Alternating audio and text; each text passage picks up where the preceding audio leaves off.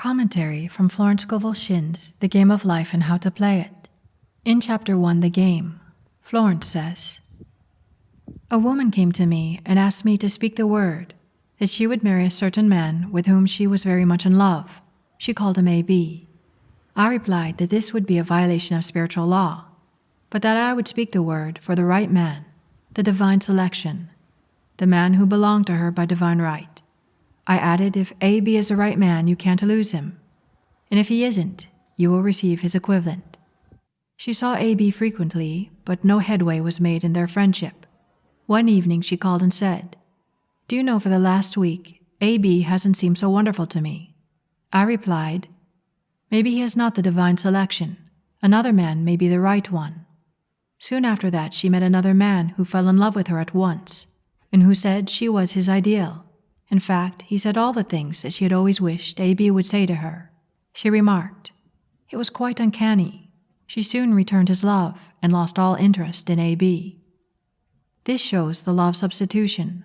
A right idea was substituted for a wrong one. Therefore, there was no loss or sacrifice involved. I like to think that if something is meant to be, it will flow. Sometimes it isn't to say that there aren't complications, but those knots seem to gracefully come free. All too often you hear of someone pining for someone who isn't returning the love, and they're looking for different ways to manifest that relationship. And that's a popular reason that brings many people into learning the powers of the mind, the imagination, to get what they want. But I look in my own life, at the different men I dated, and each time I thought I had to have that one. If in the midst of the fever of that relationship they tried to leave, my whole world turned upside down. But now I look back, I have no feelings towards any of them. And for many of them, I can't believe I ever did. And now that I'm finally married, I can see why none of the rest worked out. For me, none of them compared to him. But in the moment, we don't realize we're coming from a state of lack and that we get tunnel vision. It's not to say that whoever you feel is your specific partner isn't the one they could be. But with that said, I have heard some of the most craziest love stories of a couple you thought would never work, but it did work. When I had found my love, I had finally let go of anything specific and just felt love. And it happened so natural, I didn't even realize he was to be my husband. So imagine for what you want. But if you find yourself struggling after some point and you feel to just let go, then just open yourself up for the divine selection and see what happens. It might be who you think it is, but it might be someone even better. Looking at Florence's Chapter 2, The Law of Prosperity. A woman came to me in great distress and said she was to be sued on the 15th of the month for $3,000. She knew no way of getting the money and was in despair. I told her God was her supply and that there was a supply for every demand. So I spoke the word. I gave thanks that this woman would receive $3,000 at the right time in the right way. I told her she must have perfect faith and act her perfect faith. The 15th came, but no money had materialized. She called me on the phone and asked, what was she to do? I replied, "It is Saturday, so they won't sue you today. Your part is to act rich, thereby showing perfect faith that you will receive it by Monday." She asked me to lunch with her to keep up her courage. When I joined her at the restaurant, I said, "This is no time to economize. Order an expensive luncheon. Act as if you already received the $3,000. All things whatsoever ye ask in prayer, believing ye shall receive. You must act as if you had already received." The next morning she called me on the phone and asked me to stay with her during the day. I said no, you are divinely protected and God is never too late. In the evening she phoned again, greatly excited, and said, "My dear, a miracle has happened. I was sitting in my room this morning when the doorbell rang. I said to the maid, 'Don't let anyone in.' The maid, however, looked out the window and said, 'It's your cousin with the long white beard.' So I said, 'Call him back, I would like to see him.' He was just turning the corner when he heard the maid's voice, and he came back. He talked for about an hour, and just as he was leaving, he said, 'Oh, by the way, how are your finances?' I told him I needed the money, and he said, 'Why, my dear, I will give you $3,000 the first of the month.' I didn't like to tell him I was going to be sued. What should I do? I won't receive it till the first of the month, and I must have it tomorrow. I said, 'I'll keep on treating.' I said, 'Spirit is never too late.' I give thanks she has received the money on the invisible plane, and that it manifests on time. The next morning her cousin called her up and said, Come to my office this morning and I will give you the money. That afternoon, she had $3,000 to her credit in the bank and wrote checks as rapidly as her excitement would permit. So we see here how Florence speaks the word, and we can speak the word for ourselves as well as for others following her example. How do you speak the word? By giving thanks. What is it you want? So what you'll do is you will give thanks that whatever you want has come at the right time and the right way. And Florence often takes it a step further, to take a little action to demonstrate one's faith. And what little action could you take to show your faith? When you know what it is, take that action. And we also see in this example, how does Florence deal when things aren't going as what one would expect? She continues to treat by continuing to thank, and she tweaks her words. For example, she would say, "Spirit is never too late. I give thanks I, she, or he, whoever you're treating, has received in whatever it is you want to receive, on the invisible plane, and that it manifests on time." If you have perfect faith, one time is even enough. Once you have mastery, you don't even have to say it, you just feel it. But until then, others may need to repeat it over and over, but always do your best to do so with feeling. But be careful of overdoing it when it feels like effort, as mystics like Neville teaches. Too much effort can also bring the opposite. So when in doubt, I would recommend maybe morning, noon, and night. Several times repeat the treatment until you have enough of your own successes and are led by the divine within you. And now let us explore Chapter 3, The Power of the Word. There is an old saying that man only dares use his words for three purposes: to heal, bless, or prosper. What man says of others will be said of him, and what he wishes for another, he is wishing for himself. Curses like chickens come home to roost. So be conscious what you use your words for. Are they healing, blessing, or prospering? Do your best to fast from the rest, because we're all interconnected, we all intermingle. Like a night dream, we might find ourselves in a world that feels like reality, but when we wake, it all dissolves back into the one consciousness, and so thus what we call 3D reality. And now let us explore Chapter 4. Evil is a false law that man has made for himself through psychoma or soul sleep. Soul sleep means that man's soul has been hypnotized by the race belief of sin, sickness, and death, etc., which is carnal or mortal thought, and his affairs have outpictured his illusions. We have heard in the preceding chapters, man's soul is his subconscious mind, and whatever he feels deeply, good or bad, is outpictured by the faithful servant. His body and affairs show forth what he has been picturing. The sick man has pictured sickness, the poor man poverty, the rich man wealth. Florence is telling you that when you believe in evil, it is because you're so deep asleep in the dream of life, and you don't see the connection of what is being outpictured in your body or in the world. You don't see the connection. There's no awareness with the thoughts from where you dwell from. One practice that Florence would recommend people to do is to baptize everything in the same name, success. Florence says, if I have a failure, I baptize it success, in the name of the Father and the Son and the Holy Ghost. Florence tells the story of a woman who was seeking money, but she was surrounded by a man who had a poverty consciousness, and in time, it affected her, and she started to have money troubles, so she started to blame this man.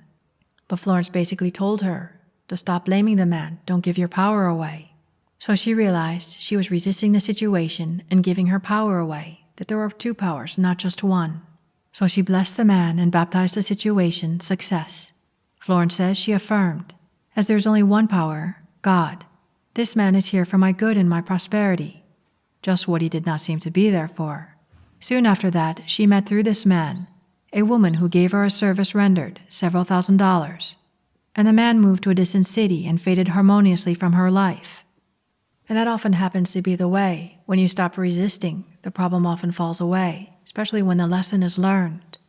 Usually, the bridge is able to complete itself, instead of being delayed, because our trust resists it, because we can't see the greater picture. So you as well can baptize everything in success as well. What challenging situation right now do you want to baptize in success? Florence, as well as other mystics, teach the inharmonious situations that seem on the outside, they come from some inharmony within man himself, So we see man's work is ever within himself. So that's why, when people would come to Florence and ask her help to change a certain person, she would say, "No, I will give treatments to change you. When you change, your husband and your brother will change." One is often cured of faults by seeing them in others. All great mystics teach that life is a mirror, and it's fruitless to try to change the reflection in the mirror by changing the mirror. And one thing you can do to help your situation right now is not to worry about the past or the future, but to be here now, bless the now. Florence would bless the day when awakening, saying, "Thy will be done this day. Today is a day of completion. I give thanks for this perfect day. Miracle shall follow miracle, and wonder shall never cease." And you too can make this a daily habit when you awake. Bless your day from the moment you start it. Let it become a habit, and let the seeds of the wonders and miracles blossom in your life perpetually. Most of the time, people start their day very unconscious. They might even have come from fears or worries or stresses carried over from the night before. But every day, you can take just a moment to drop a beautiful, powerful seed to bless your life. And now exploring Florence's Chapter 5, the Law of Karma and the Law of Forgiveness. Florence tells the story of a woman who wanted a certain house that belonged to an acquaintance. So she would picture herself in that house, and then several years later the man died and the house was hers. And she asked Florence, "Do you think I had anything to do with that man's death?" Florence replied, "Yes, your desire was so strong. Everything made way for it. But you paid your karmic debt. Your husband, who you loved devotedly, died soon after, and the house was a white elephant on your hands for years." Similar mystics like Neville simply teach to go to the end, to feel you have your wish fulfilled, and it's wonderful. And Florence does it in her own way. She adds extra words in as insurance, that all goes the loving way for all concerned. In this particular case, Florence advocated saying, "Infinite intelligence, give me the right house equally as charming as this, the house which is mine by divine right." And you can do the same with whatever it is you want. What is it you want? Infinite intelligence, give me the right whatever it is that you want, equally as charming as this, whatever it is you want that is yours by divine right. So when Florence talks about the divine selection, she means the selection that would give you the greatest satisfaction in all involved. Often when people try to force something that feels right at the moment, it often comes with some violent end. So if whatever it is you're desiring is yours, you cannot lose it. And if it is not, take its equivalent. So in this case, if the house was right for her, the acquaintance then would have harmoniously moved out. And now let's explore Chapter 6, Casting the Burden and Pressing the Subconscious. Florence says, when man knows his own powers and workings of his mind, his great desire is to find an easy and quick way to impress the subconscious with good, or simply an intellectual knowledge of the truth will not bring results. And in Florence's case, the easiest way for her to do this was by casting the burden. Whatever the burden is, she would cast it on the Christ within. And what is the Christ within? The superconscious mind. Let the superconscious mind fight your battles and relieve you of your burdens. Often the conscious mind is filled with worries and fears, so it can't really guide the subconscious mind. So simply cast your burdens on the Christ within and go free, allowing all the burdens to be dissolved into their native nothingness. And Florence gives this example. A woman in urgent need of money made light upon the Christ within, the superconscious, with the statement, I cast this burden of lack on the Christ within, and I go free to have plenty. The belief in lack was her burden, and as she cast it upon the superconscious with its belief of plenty, an avalanche of supply was the result. So what burden do you have now that you want to cast on the Christ within and go free from? What are the fears and doubts in your conscious mind? Cast those burdens right now and go free. Now Florence goes on to say that this statement needs to be said over and over and over, sometimes for hours at a time, silently or audibly, with quietness but determination. Florence often compared this to winding up a Victrola. You wind yourself up with these spoken words, and finally you let it go to do its thing. So the one thing why this may be effective, especially when done for hours, because when one really puts their heart into it and is busy affirming, it makes a space from all the fears and doubts that had overcome the mind before. And then the clarity starts to form, and often an answer can rise to the top. And Florence also addressed, why is it often darkest before the dawn? Why does it seem everything starts to go wrong? And Florence said, these are often all the fears and doubts, rising to the surface and being purged. So continue to cast your burden until you see the light, clarity. And Florence also shares the story of a husband and wife who had a quarrel, and the husband refused to reconcile. So Florence guided her to make this statement, there is no separation in divine mind. Therefore I cannot be separated from the love and companionship which is mine by divine right. And to show active faith, she would set the table for him every day. And she did this for over a year, and then one day he walked in. Can your faith be that strong? It can. Will you allow it to? I hope you'll do so now. And Florence also taught the power of combining the affirmations with music and dance. If that delights you, then do so. It's not necessary, but for some people, it helps bring their manifestation alive more efficiently. And she went on to say, as many mystics say, the power of imagination and make-believe. Sometimes once is all it takes. And if it doesn't take the first time, practice, because it impresses the subconscious mind. Florence says, if one makes believe he is rich and makes believe he is successful, in due time he will reap. And now let us look at Florence's chapter 7, Love. Florence says of love, real love is selfless and free from fear. It pours itself out upon the object of its affection without demanding any return. Its joy is in the joy of giving. Love is God in manifestation and the strongest magnetic force in the universe. Pure, unselfish love draws to itself its own. It does not need to seek or demand. Scarcely anyone has the faintest conception of real love. Man is selfish, tyrannical, or fearful in his affections, thereby losing the thing he loves.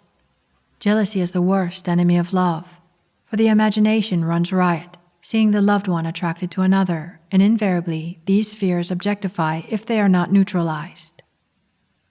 So Florence is teaching you one of the greatest ways to have love is to be love. She teaches that love will draw to you faster than anything, the right love. Just imagine for a moment the great love you feel for another. What if that was just a speck of all the love that awaits within you? And just imagine for a moment becoming in tune with your own great love beyond words.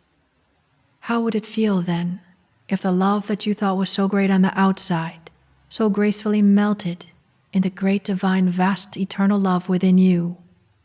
Remember this feeling. And now let us take a look at Chapter 8, Intuition or Guidance. Florence was asked, how does one make a demonstration? And she replied, speak the word, and then do not do anything until you get a definite lead. Demand the lead, saying, Infinite Spirit, reveal to me the way. Let me know if there's anything for me to do. And she teaches that this answer will come very intuitively. So pay attention to what someone around you might say. And she gives an example of a woman who wanted a large sum of money. And she spoke the treatment.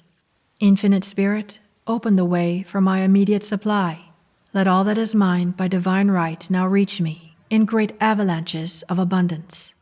And she also added, give me a definite lead. Let me know if there's anything for me to do. And immediately she felt to give a friend who had helped her before $100, but she waited yet for another lead. And then she bumped into a woman who said to her, I gave someone $1 today. It was just as much for me as it would be for you to give someone 100. And so she took that as her definite lead and followed through. And that investment shortly brought her a large sum of money in a remarkable way. And as many mystics talk about condemning others, Florence also addresses that. Many people have attracted disease and unhappiness through condemnation of others. When man condemns in others, he attracts to himself. And Florence tells a story of a friend who came to her because her husband cheated on her with another woman. And the woman went on to Florence saying, she knew he was a married man and had no right to accept his attentions. But Florence said to her, stop condemning this woman. Bless her and be through with the situation. because otherwise you're attracting the same thing to yourself. But this woman, being in the middle of such extreme emotions, Florence's advice fell on deaf ears. So around a year or two later, she met this woman again, and the woman had fallen deeply in love with a married man.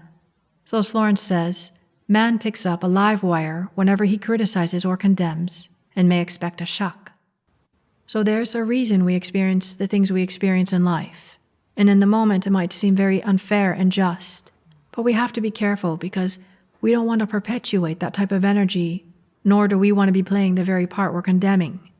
So when we see something that we want to condemn, there's a very good chance if we don't neutralize that energy, it's showing us a part that we'll soon be playing, one way or another at least. So do your best in challenging situations, to bless it and be done with it, so that you can allow your own perfect divine selection in all the important areas of your life. And Florence also tackles indecision. When you just don't know and you feel stuck, you can affirm, I'm always under direct inspiration. I make right decisions quickly. When you repeat such words and you're able to impress the subconscious, Florence says you will find yourself making the right moves without hesitation.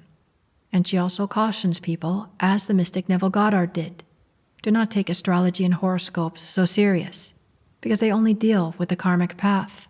Because when they're negative, they can keep you mentally down, and they only deal with the karmic path. And similar to Neville, she addresses wavering. Let not the man who wavers think that he shall receive anything of the Lord. She tells the story of a black student who once made a wonderful statement.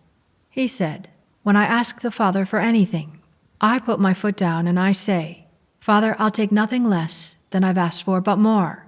So Florence says man should never compromise. Having done all, stand. And this is sometimes the most difficult thing to do, because the temptation often comes up to turn back, to give up, to compromise. And now let us take a look at Chapter 9, Perfect Self-Expression, or the Divine Design. Florence says, there is for each man perfect self-expression. There is a place which he is to fill and no one else can fill, something which he is to do, which no one else can do. It is his destiny. And if you haven't the faintest idea what that is, what your deep passion, hidden talent is, Florence tells you to demand. Infinite Spirit, open the way for the divine design of my life to manifest. Let the genius within me now be released. Let me see clearly the perfect plan. And Florence teaches that whatever this perfect plan is, it will include everything from health, wealth, love, and perfect self-expression, everything to bring perfect happiness. And when you make this demand, be prepared. There may come big changes in your life, for many people have wandered far away from the divine design of their life. And whatever this perfect self-expression is, Florence says, it will be a joy, absorbing, almost like play. And since the world is truly financed by God, the supply needed for the perfect self-expression will be at hand. For some, it might be a public career, and for others, it could be being a perfect spouse, a perfect parent, or perfect homemaker. And Florence also addresses the topic of not visualizing or forcing a mental picture. She is saying that when intuition comes, it will be more like a flash of inspiration, where you'll begin to see yourself doing a great accomplishment. In this picture, you must learn to hold without wavering. And Florence also teaches the importance of learning the balance between giving and receiving, for all gifts are from God, man merely being the channel. And let us finally look at Chapter 10, Denials and Affirmations. Florence teaches here that everything is already done in divine mind, but we're able to activate it and bring it to life through our recognition, our spoken word. So be careful what you find yourself thinking about, what you say. May only the divine idea be made manifest, and may idle words of failure or misfortune return to their native nothingness.